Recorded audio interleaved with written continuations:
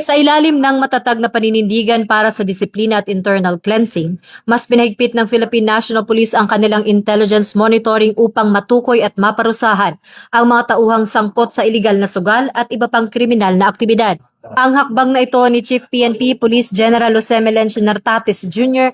ay isinagawa kasunod ng pagkakasibak sa isang police major mula sa Negros Island Region na ngayon ay nasa restrictive custody dahil sa umunay pagkakasangkot sa online sabong. Inihalin tulad ni Chief PNP ang mga tiwaling pulis sa mga anay na sumisira sa pundasyon ng organisasyon, kaya naman agad nitong inatasan ang CIDG at IMEG na magsanib puwersa sa paglinis ng kanilang hanay alinsunod sa focus agenda na itaguyod ang integridad at pananagutan sa serbisyo.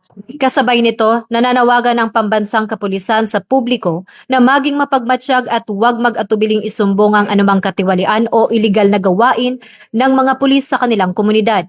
Binigyang diin ng pamunuan na ang pakikipagtulungan ng mamamayan ay mahalaga upang matiyak na ang kapulisan ay nananatiling tapat sa sinumpaang tungkulin para sa isang bagong Pilipinas na may serbisyong mabilis, tapat at tunay na nararamdaman.